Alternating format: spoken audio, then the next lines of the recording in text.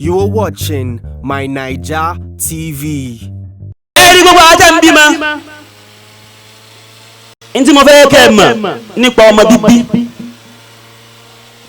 Ọ̀rọ̀ náà ni gbogbo èèyàn ní ló ń wò kó bímọ. Àmọ́ ń táàfì tọ́ ọmọ. Kìí ṣe gbogbo èèyàn ló palẹ̀ mọ́ ẹ̀. Allahu akbar. Nínú táàfì tọ́ ọmọ náà lówó. Nínú táàfì tọ́ ọmọ náà ní ìmọ̀. Babalagege, Maulana Sheikh Adam, Kaifa nansa Sheikh Adam, Ya Rabbi farham Sheikh Adam, farham Sheikh Adam, Ya Rabbi farham Sheikh Adam, Ya Rabbi farham Sheikh Adam. Ọ̀gẹ̀dẹ̀ àgbẹ̀gbà náà ló nídìí kọ́ máa jẹ ó tún mú ní sẹ́. Ya Rabbi farham Sheikh Adam, farham Sheikh Adam, Ya Rabbi farham Sheikh Adam, farham Sheikh Adam. Ìfàdé sàmàlì àdáná, farham Sheikh Adam, Ya Rabbi farham Sheikh Adam. Farham Sheikh Adam, Ya Rabbi farham Sheikh Adam, farham Sheikh Adam.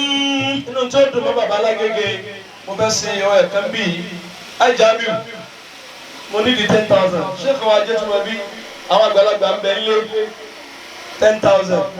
Ẹ mú wa lódìdí ni ẹ pè ní kó máa lọ́dọ̀ wọn dàrẹ́tì báwọn. Àwọn àgbàlagbà wa ń bẹ nílé bá a ti rí wọn yìí àrí bàbá wa gbà á rí gbèdé sí ìfẹ́ ẹni pé wọ́n jòkó bí ìgbà tẹ́ pé àwọn gan kọ́ ni wọ́n ní ìjókòó yìí 10 kó mọ̀ lọ kó wọn bẹ́ẹ̀.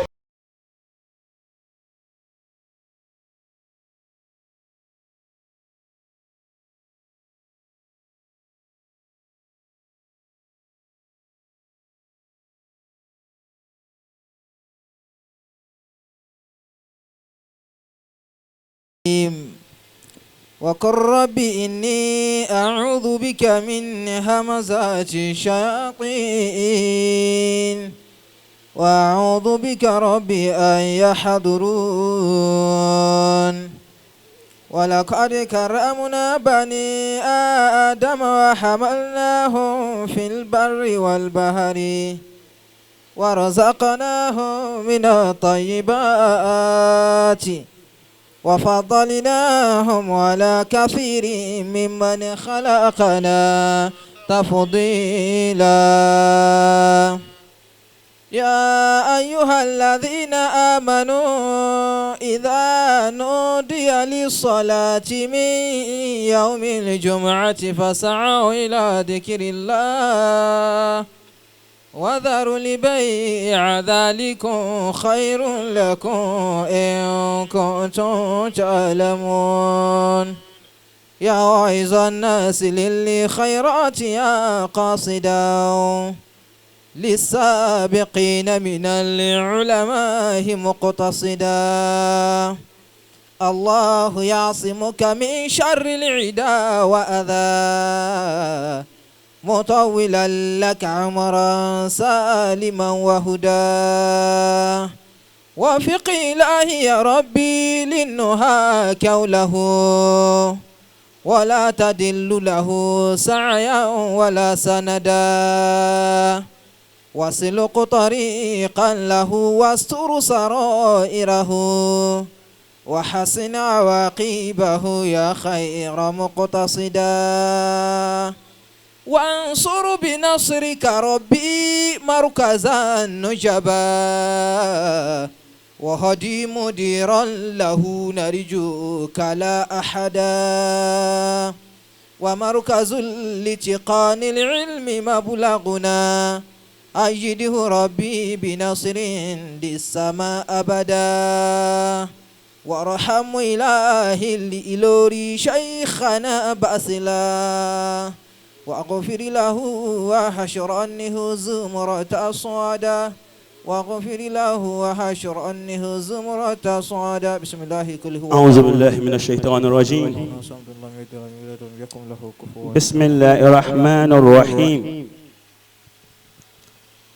اللهم اجعلنا منك في عياذ مني آمين وحرص حسين آمين من جميع خلقك حتى تبلغنا أجلنا معافى.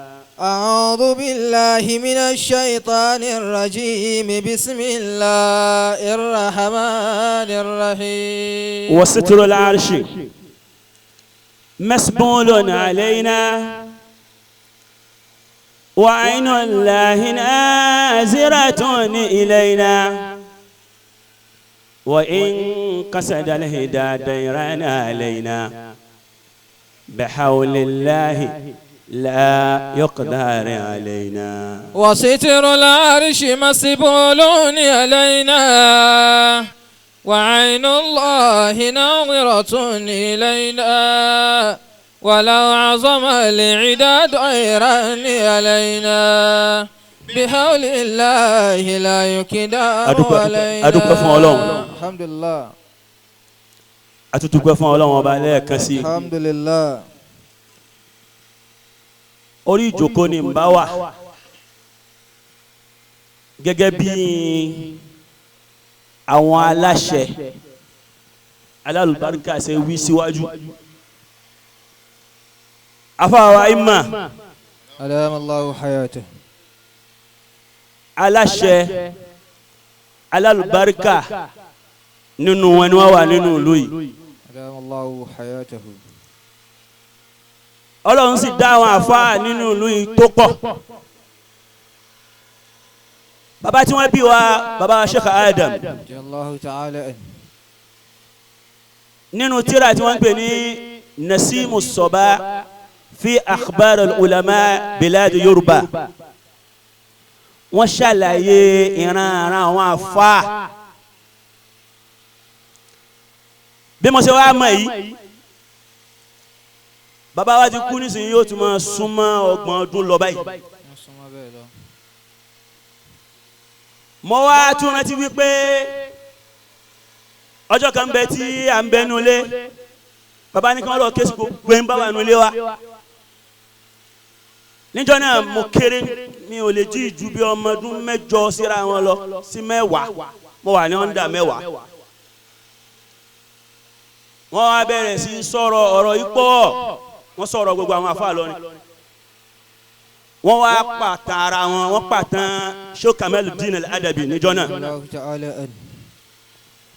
wọ́n wá fẹ́ àwọn èèyàn fẹ́ lé wa bọ́ta wípé akéré ọmọ yẹ bàbá ni ẹ fi wọ́n lẹ̀ o. bàbá ní bí o bá gbọ́ nǹkan tí à ń sọ yé yóò ya fọ́tò ntá ń sọ yìí àmọ́ pẹ̀lú alibarika nẹ́bí yóò mú gbọ́n ntá ń sọ. wọ́n wá kọ orin kanjọ́ náà wọ́n ní tamazak inzofarta binzayil hurrin fa inna al-hurra fi dunya qalilun. tamasak inzofarta binzayil hurrin فإن الحر في دنيا قليل. níjọ́ tí mo ń sọ yìí Abba Kamanda èmi ni bàbá fi ṣe tẹ̀mísílíà Sheikh Kamaluddin níjọ́ náà wọ́n ní jimande wọ́n ní Alhaji Kamalu ò tí jù báyìí lọ níjọ́ náà tí wọ́n fi bẹ̀rẹ̀ wá sí táwọn èèyàn ń gbé láńtà tẹ̀lé wọn. tamasaki safaruta bizayil hurri فإن الحر في دنيا قليل. bàbá wa sọ ọjọ́ náà wípé bàbá tó bí àwọn káàkiri ọ̀dọ̀ àwọn àfáà ọ̀yà ẹ ṣàdúrà fún ọmọ yìí ẹ ṣàdúrà fún ọmọ yìí wọ́n ní àwọn ọmọ yìí àwọn àfáà wọ́n dárúkọ nú àwọn àfáà ọjọ́ náà ìgbé ibi tó sì ti bẹ̀rẹ̀ náà ni wípé ìjọ tí Sheikh Kamalu ń bọ̀ wá láti ọ̀nà ọ̀dọ̀ ìsàlẹ̀ yìí ti ń jẹ́ lọ́nà òde aláwùsá tí wọ́n bá fẹ́ ṣe wá sí wọn lọ bẹ́ẹ̀ wọ́n rìn bẹ́ẹ̀ àwọn èèyàn kọ wọ́n dá wákàtí tẹ̀lé wọ́n kọ ní Sheikh Kamal ló síwájú. wọ́n ní bàbá àwọn máa ń sọ fáwọn wípé mo fẹ́ kọ́ lọ́wọ́ ṣe ọlá rẹ bí ọlá Kamal mo fẹ́ kó jọ Kamal.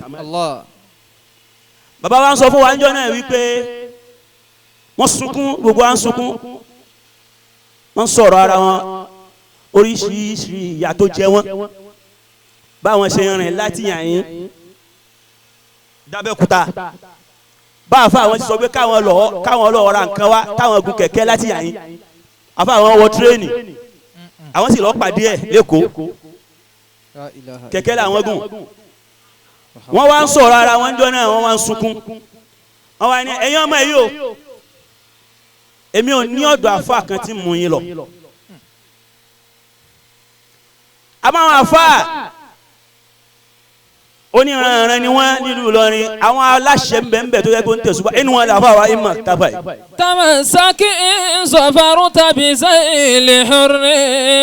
èmi gbà fún yín o. fa inna lè hurra fi dunya qalilun. bí n bá mú aṣọ yín kẹ́ ẹ tó lọ nísìn Abdul Karim máa sọ ká tó lọ yàn yín sáà di aṣọ mi máa sọ wọn.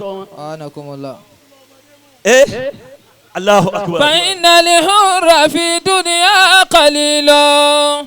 fa inna lè hurra fi dunya qalilun. mo wá kí àfa mi lò. damallahu hayatahu.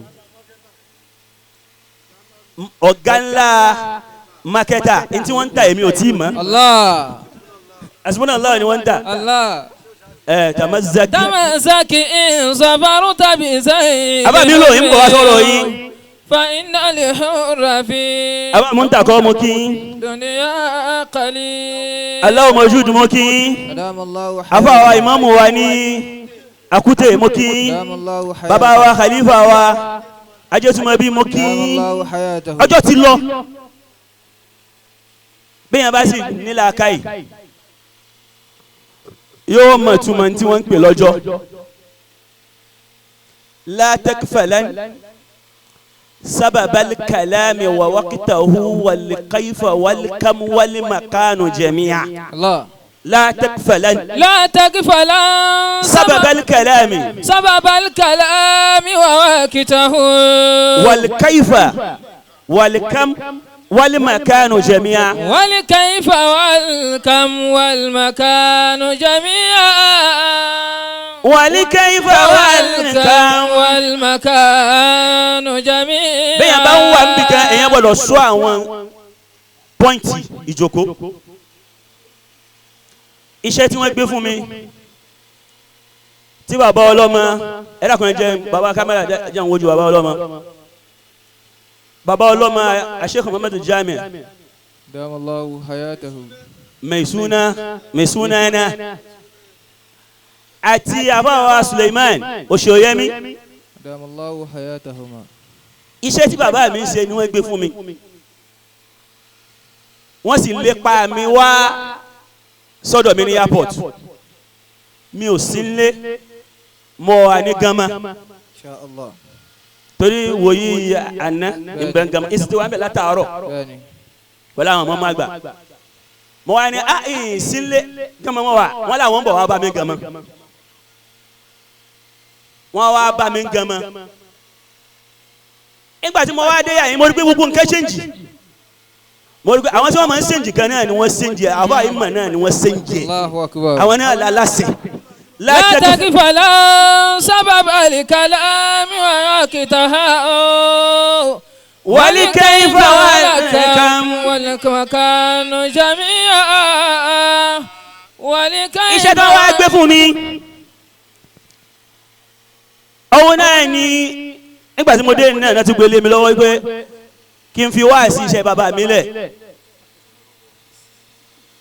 àbí wò ni wọ́n tọ̀ wọ́n wá ní kí èmi sì rè kéèyàn ó tó di wípé ó lágbára nílùú Ìlọrin yìí láti máa gbókọ ọmọ jáde yóò jẹ́ ìmáàmù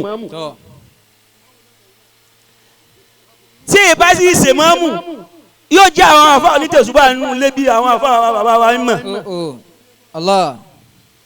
abẹ́rẹ́ rí nǹkan ó jẹ́ kan méjèèjì bí ọba wa jẹ́ bẹ́ẹ̀ ni gbàtọ́ lọ́wọ́ wà á ràn mí lọ́wọ́ àwọn àwa mi lò wọ́n ṣe wá sí Adamallahu hayata.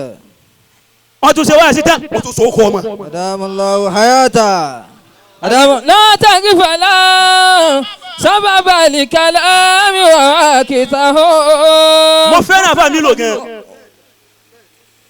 irinṣẹ́ iṣẹ́ Adam làfa mi lò Adamallahu hayata. irinṣẹ́ Markaz làfa mi lò Adamallahu hayatahu. àlọ́ ṣe wá sí mi gan ó ń tọ̀hún sì dúró ní kátàlí gbogbo ẹ̀ lónìí àwa lọ ṣe wá sí lọ́dọ̀ wọn pé ìwọ ń bú àwọn bàbá wa lónìí àwa náà hàn lè mọ̀ mo fowó kọ bó ń tọ̀hún láti à ń ṣe wá sí lọ́wọ́ bàbá ọmọdáwí yìí kàtàlù ni bó ṣe gbọ́nù tí ń bọ̀ wá báyìí bí ó ní ń bọ̀ ló ń bọ̀ èyí bọ̀ Allah. àsáwọn kan wà gbọ́dọ̀ tóbi Allahu akbar. àsáwọn kan wà sí wọ́n pé لا تقف لا سبب الكلام وواكته ولكيف ولك والمكان جميعا. ní ṣìṣe آمين. ìfẹ́ náà là ń bára wa lò ìfẹ́ yẹn ọlọ́run ní jẹ́ oge láyé آمين. ìfẹ́ náà nínú Sheikh Adam ìfẹ́ náà nínú Sheikh Shazili. Radiyallahu ta'ala anhu.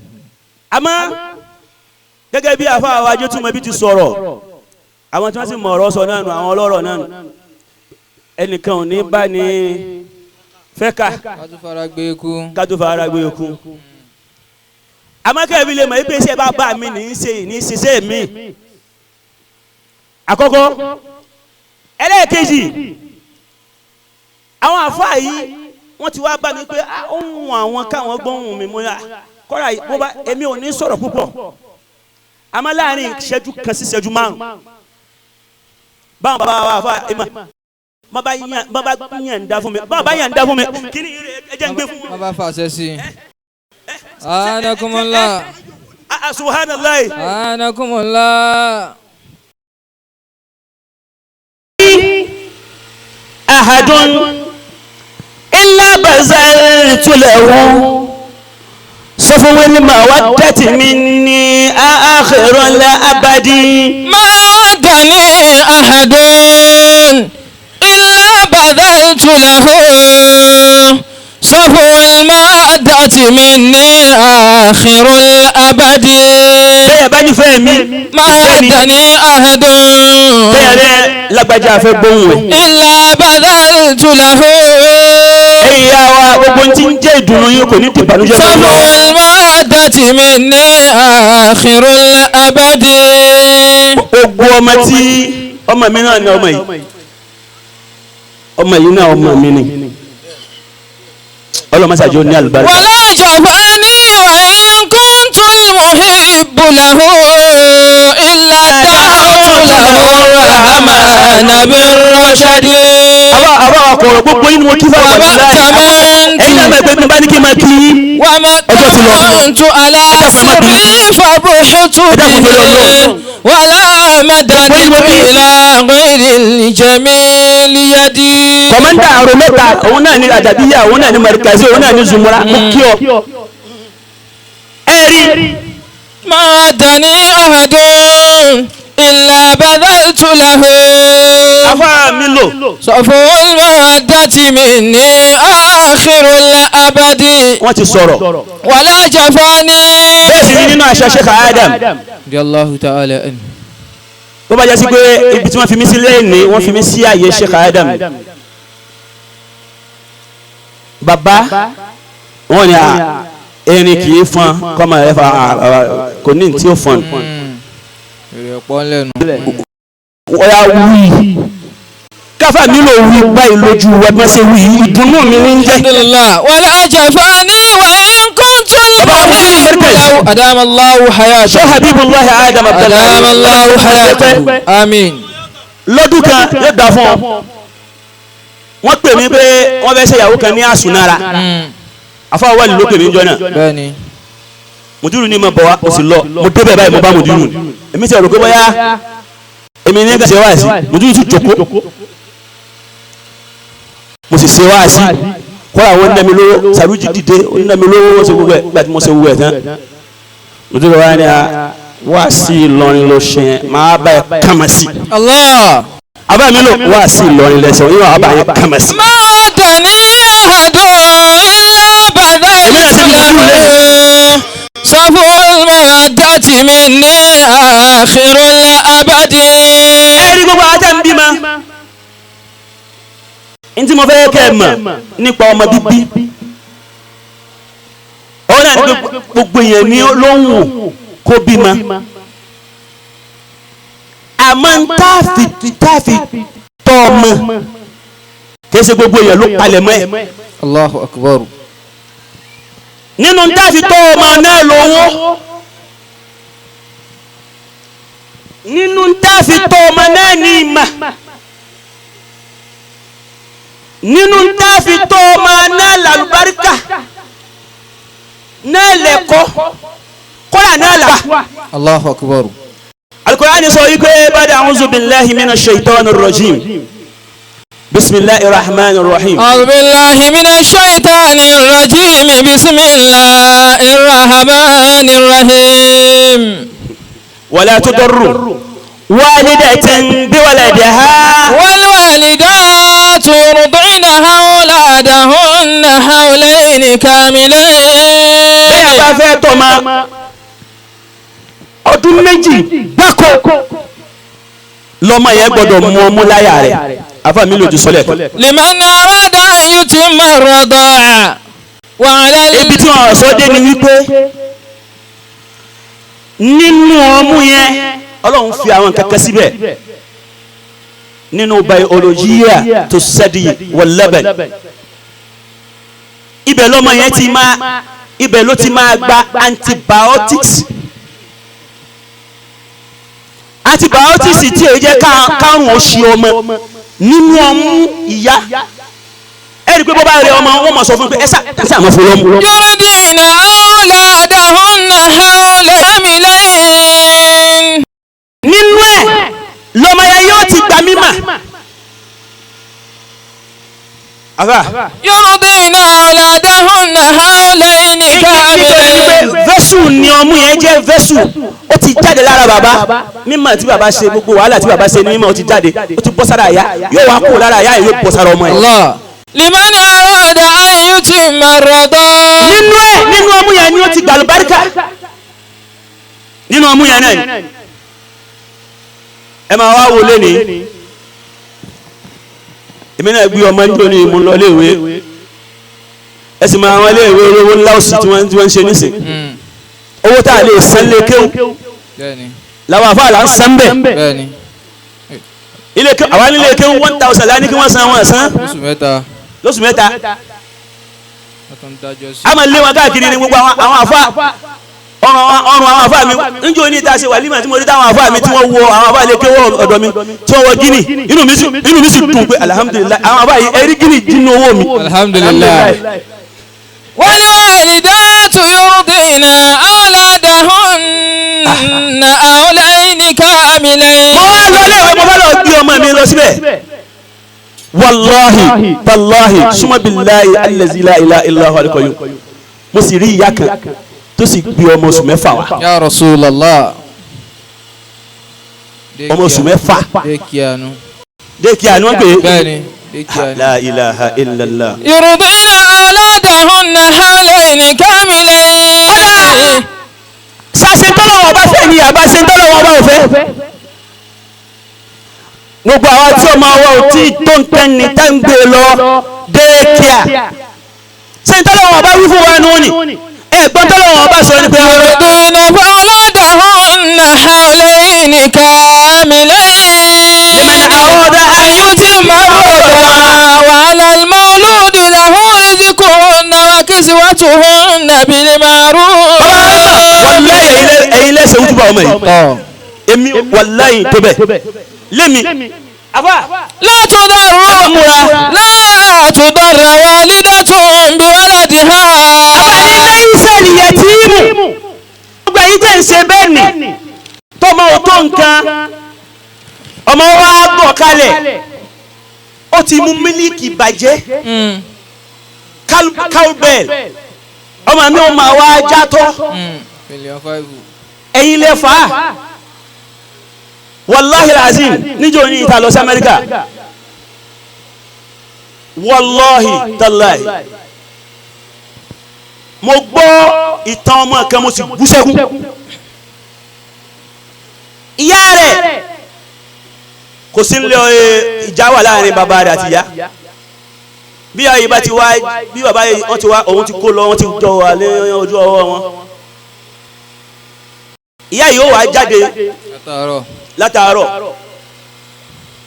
ọmọ yìí nìkan ló sì fi kalẹ̀ sílé yóò tilẹ̀kùn mọ́ yóò wá lọ fẹ́líọ̀n 5 yóò lọ fẹ́líọ̀n 5 yóò dà sínú ẹ̀kọ́ yóò fi mílíkì sí fún ọmọ yìí bọ́mọ yìí bá ti mú fẹ́líọ̀n 5 dábàá yóò sùn lọ ni. Ya Rasulallah. ọwọ́ àṣẹ bẹ́ẹ̀ 5 mọ iye dúdú ọmọ yìí fi dàgbà bọ́mọ yìí bá wà lọ ilé ẹ̀kọ́ kò mọ̀ kankan ó lọ ilé ìwé kò mọ̀ kankan ó lọ ilé iṣẹ́ kò mọ̀ kankan wọ́n á lọ test brain yẹn wọ́n rí pé IQ rẹ̀ kí ni fẹ́líọ̀n 5 tí wọ́n fún ó ti pa lákàyè. ليس اليتيم من انتهى أبواه. ọmọ mi ó ní bàbá ó ní ìyá ọmọ òrukàn sí ni. من هم الحياة. gbogbo òbí tí ó bá ti tọ́ ọmọ rẹ̀ kó ní táìmù fún ọmọ àní ẹ má tajà àní ẹ má ṣiṣẹ́ àmọ́ ẹ ní táìmù fún ọmọ ẹ lọ wá táìmù ẹ má wá ayé débi pé kẹ́ ẹ má ní táìmù fún ọmọ. ليس اليتيم من انتهى أبواه. èyí ṣe ẹni tó jásí wípé kò ní bàbá má kò ní ìyá má ó là lè pè ní yetim. من هم الحياة خلفاه. من الحياة خلفاه ذليلا. اليتيم بل إن اليتيم هو الذي تلقى. ẹni tá a lè pè ní yẹtíìmù tí ò ní bàbá má tí ò ní ìyá má. له أما تخلت أو أبا مشغولا. àwọn náà ní halẹ́tì òun ẹni tó ní bàbá ó ní ìyá halẹ́tì ánìhù àbáwù mashgula. wọ́n wá bísí débi wípé wọ́n fọmọ kalẹ̀ inú ọmọ wa ń bàjẹ́ nǹkan tó ń pè ní child abuse ni bí ẹ bá ṣẹ́rí Nàìjíríà ò dání o ìlú wa yìí Ọlọ́run kó tún ìlú wa ṣe. Àmín. bó o bá ilé fi ọmọ ọdún 6 kalẹ̀ sínú ilé ó lọ ẹ̀wọ̀n l'Amẹ́ríkà Bẹ́ẹ̀ni. ó bá fi ọmọ ọdún 8 kalẹ̀ sínú ilé ó lọ ẹ̀wọ̀n ìjọba ó sì pọ̀ ọmọ olówó rẹ wọ́n gbé sí child care tó fi sí ẹ àwọn tí wọ́n ò bí ọmọ tí wọ́n ń tọrọ ọmọ tí wọ́n ò bí ọmọ Allahu Akbar. àwọn lọ kọ lísìtì wípé àwọn ń wọ ọmọ tiẹ̀ yẹn àwọn èèbó wà á tà fún ẹni tí ò sí ma. Ya Rasulallah. Ọlọ́run jẹ́ kí Nàìjíríà ní ẹ̀jẹ̀ bẹ̀ ká máa gba ọmọ lọ́wọ́ ẹni tí ò bá mọ́ mọ́. Bẹ́ẹ̀ni. àwọn èèyàn sunkún ọmọ náà ọmọ tá a lè pè ní yẹtíìmù náà ni ọmọ rẹ má sọ ọmọ rẹ dọmọ òrukàn láláyé nítorí pé o tọ́jú ẹ̀ o tẹ́kẹ́ ọmọ ọlọ́mọ ṣàjọ kọ́ ọmọ yóò lálùbáríkà. Àmín. ṣàjọ lálùbáríkà. Ṣàjọ lálùbáríkà. aláṣẹ bẹ̀rẹ̀ kọ́ ayé kẹrẹ́. àbá mi ló ti ṣe wá sí wọ́n sì ti gbọ́ ọkọ̀ ọmọ jáde kútùbà ló kù. Wọ́n ní kútùbà ló kù. kútùbà ló kù. àbá wa ọmọ jáde. bẹ́ẹ̀ ni. Bàbá wa Umma Papa Inda Al-Kadiri. Bàbá wa wọ́n ní tí ó já wá gbígbà yìí. Bí àfa wa Jamiu àríbidé sí tí wọ́n bá fi wálẹ̀ di ọ̀la wọ́n láwọn ojú kò yà yìí. Nítorí pé ìfẹ́ tó mọ kangakanga ń bẹ. Kìí ṣe gbogbo èèyàn làwọn àfa máa ń bà lọ́wọ́. Kìí ṣe bí tó bá fi wọ́n sí làwọn náà máa ń fira wọn sí. Wọ́n ní ọmọ àwọn ni àfa wa Jamiu àríbidé sí. Wọ́n ní ọ̀rọ̀ táwọn bá sọ àwọn dá gbé tí ò sí tí ó fi àwọn lẹ́yìn rẹ̀. Wọ́n ní kò sẹ́ni tó lè pè àwọn ọlọ́mọdé nínú wọn mọ́. Wọ́n ní àwọn èso olówó àmọ́ kò sẹ́ni tó lè pè àwọn olólòsì. Bàbá wa Sheikh Adam Abdullahi Al-Ilory. gbogbo ìgbà tí wọ́n gbà kó ní bàbá wa ṣe kàn án dà wọ́n lẹ́rìí pa àwọn òfin yín lówó wọ́n ní ó ní ìdí tàbí ní ẹ̀yìn lẹ́gbẹ̀ẹ́ ọkọ̀ ọmọ jáde gbogbo ọmọ tí àbá Jamiu bá bí afẹ́ kí wọ́n dàbí ẹ ti dání ìgbà tí àwọn bá wa ṣe kùn mélòó fẹsẹ̀ wá sílẹ̀ kan wọ́n láwọn làwọn ní jòkó torí nǹkan wọn lélẹ́yìí dandan ní ká fún yín lówó pa kàṣó wọ́n láwọn olówó táwọn ìtọ̀ ọ̀bẹ táwọn àkútè wọ́n ní 20,000 naira wọ́n ní kí wọ́n máa jẹ́ owó kútúbà ìgbé ọkọ̀ ọmọ jáde wọ́n lẹ́yìn ní kí ẹ sì gbé jáde anakumullah.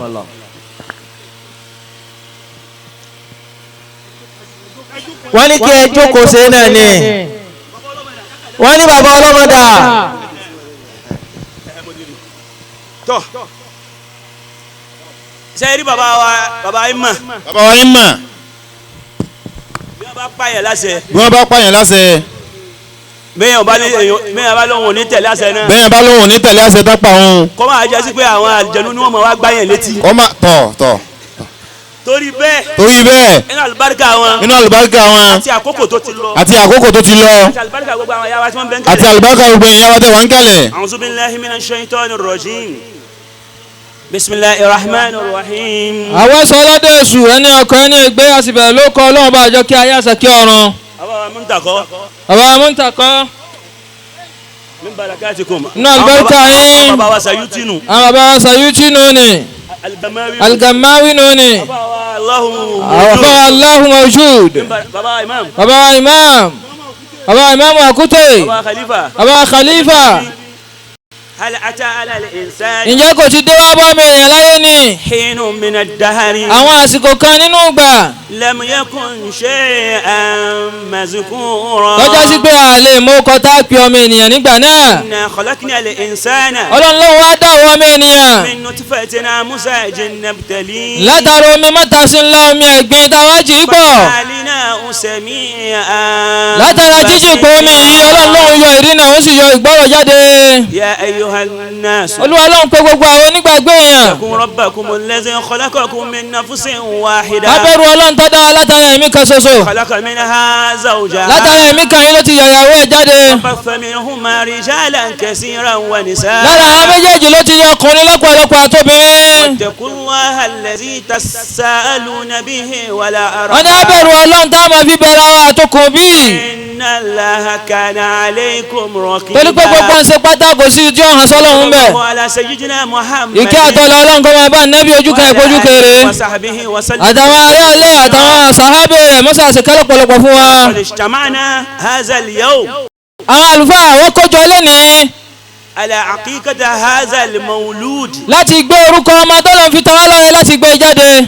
Ala millati al-islam wa sunnati nabiyhi sallallahu alayhi wa sallam. Lórí ojú pọ̀nà ẹ̀sìn Islam àti súnà tá ànábì ilé fún wa náà la fi fẹ́ ṣe léyìí. Allazi qala. Ànábì tí ń sọ báyìí fún wa. Ya'aq mawludi yawma sabi'i. Wọ́n ṣe lẹ́tọ̀ọ́ fún gbogbo ọmọ tá a bá ti bí ń jọ ẹlẹ́kẹ̀ẹ́jọ rẹ̀ pé ká fárí fún. Ká parí fún ká sì sọ lóko tó dáa. Ishtamana ala tasmiyatihi. Àwọn àlùfáà kójọ láti sọ ọmọ atọ́lọ́mbù àyí ló kọ lẹ́nìí. Ala ma sammahu rabbuhu. Pẹ̀lú ọkọ̀ ọba tó dá ọmọ náà ti sọ látàrí ara sí rẹ̀. Sammahu abawahu. Ó sì sọ ọkọ̀ náà ó wá látọ̀dọ̀ bàbá ọmọ. Sammaynahu. Orúkọ ọmọ wa yóò máa jẹ́. Sammaynahu. Ọmọkùnrin tọ́lọ́n fi tawá lọ́rẹ̀ yóò máa jẹ́ ọmọkùnrin. Bima zakarahu al-Sheikh Abdul Razzaq nílò. Pẹ̀lú tí àwọn àlùfáà wa tí wọ́n bá wa sọ̀rọ̀ Ọlọ́run ti sọ lẹ́ẹ̀kan ni pé ó kọ ọmọ máa jẹ́. Muhammadu Adnan ló kọ ọmọ máa jẹ́. Ọmọ yìí ní àlùbáríkà púpọ̀. Ọmọ alálùbáríkà lọ́mọ tọ́lọ́n fi tawá lọ́rẹ̀ yìí o. Ìrìn àjò kan ní Sheikh Adamu rìn. Ìrìn àjò kan ní Sheikh Adamu rìn. Títí. Tí wọ́n fi sọ Adnan. Ìrìn àjò kan ni wọ́n rìn títí. Tí wọ́n ìsàwá náà ló kọ́. Tí wọ́n fi sọ bàbá wa náà ló kọ́. Torí Ádámù ni wọ́n fẹ́ sọ mí. Torí pé olùkọ́ bàbá ni wọ́n fẹ́ sọ àwọn àlùfáà wa náà. Torí jọ Jímọ̀ lẹ́mú bàbá. Torí jọ Jímọ̀ ni wọ́n bí bàbá Sheikh Adam. Àmú àtàwọn yẹn ẹ mọ́ ti sọ yín o ẹja sọ ọkọ̀ tí bàbá mú wáyé gan-an. àṣẹ káwọn ọba lè sọ ádámù ni. àṣẹ káwọn ọba lè sọ ádámù ni wọ́n fi ní káwọn fi ilẹ̀ ńjọ́ náà. ọba ti sọ wá ní ádámù. ọba ti sọ àlùfáà ní ádámù káwọn náà tún wá sọ ádámù ìdí nǹkan mi bọ́nu. kò wá sẹ́nìkan wá tí ò sọ ádámù. kò wá sẹ́nìkan nu gbogbo ọmọ bàbá tí ò ní ádámù tiẹ̀ lọ́tọ̀. o sì ní ádámù gẹ́gẹ́ mọ́jọ bàbá. o sì ní ádámù kan nu gbogbo àwọn ádámù táwí kọ́ mọ́jọ bàbá. muhammadu adnan. muhammadu adnan. ọlọ́njọ́ ní alibarika. ọlọ́njọ́ ní alibarika. muhammadu adnan. muhammadu adnan ló kọ́ ọmọ wa. adéwálé. adéwálé. abídèmí. abídèmí. àyìndé. àyìndé. ọlọ́run fún alibarika. ọlọ́run fún ní alibarika. allahumma. olúwa o. barik fi sadiya ummi. àyàn tí muhammadu adnan ni ọmọ mu nígbà yàyà rẹ̀ mọ́sá alibarika síbẹ̀. waj'alhu barran liwalidayhi. ọlọ́run sẹ́ni tutù ojú fáwọn òbí rẹ̀ méjèèjì. wala taj'alhu aqqan lahuma. mọ́sẹ̀ lọ́mọ táwọn òbí ọmọ yìí tí wọ́n mọ̀ pèsè ọlọ́run mọ́sẹ̀ láṣẹ láṣẹ bàbá. waj'alhu muqima as-salah. ọlọ́run sẹ́ lákìrún. waj'alhu musliman. ọlọ́run sẹ́ ní mùsùlùmí tí ó ju ojú sẹ́lẹ̀ fọlọ́run. wala taj'alhu kafiran. ọlọ́run mọ́sẹ̀ nípò kí tí wọ́n máa sẹ́lọ̀ lọ́nà tó gbà wú. ọlọ́run wọlé abá nẹ́bí ti tó wọlé akẹ́rẹ́ tó ṣe fún nẹ́bí mọ́sá fi ṣe bẹ́ẹ̀ fọmọ wa yìí náà.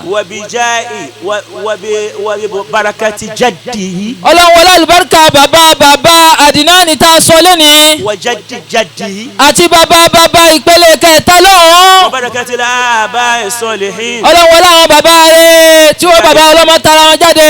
jahi muhammad sallallahu alaihi ọlọ́run wọlé abá nẹ́bí ti tó mọ́sá jórí bẹ́ẹ̀. bisimilahi rahmani rahim alhamdulilayi rabbil alamin arrahmani rahim maliki yawmiddin iyyaka na'budu wa iyyaka nasta'in ihdina siratal mustaqim siratal ladina an'amta alaihim ghayril maghdubi alaihim waladdallin àmín. wọ́n ládùúgbò náà bàbá wa pẹ̀lú iṣẹ́ ribiribi tí wọ́n ṣe fún wa yìí ọlọ́run ọlọ́ọ̀jẹ̀ àwọn ẹni ọlọ́run tí ń bẹ̀rẹ̀ wa yìí Muhammad adnan ọlọ́njẹ́ alábẹ́kà wọ́n ní bẹ́ẹ̀ bá ra ìrẹsì kéèkan wọ́n á ní kéèyàn fi ẹ̀wọ̀ agolo méjì sí ìrẹsì kéèkan wọ́n ní kéèyàn ra ẹ̀wọ̀ agolo méjì sí sẹ́ẹ̀rí tẹ́ ẹ̀wá sí ìrẹsì wáyé ni ọlọ́mọdé ọmọ yóò sí ni wáyé má ṣe bí ẹ̀wà tí ń sin ìrẹsì wáyé wọ́n á ní ẹ̀fẹ́ agolo méjì ẹ̀wà sí kọ́mọ̀tẹ̀ rẹ̀ sí lásán ọlọ́mọdé ó sì yàn wáyé bí ẹ̀wà bọ́ọ̀ sàmì abọ́ ṣe tiẹ̀ ọlọ́run ọba ọlọ́gẹ́gẹ́ àwọn bàbá wa ọlọ́gẹ́gẹ́ tí wọ́n gbé orúkọ ọmọ náà jáde báyìí ọlọ́jọ́ wọn náà dé ọlọ́run ẹni ọlọ́run Kùránì Salatul Fatihi. Stay tuned for more interesting programs on My Naija TV.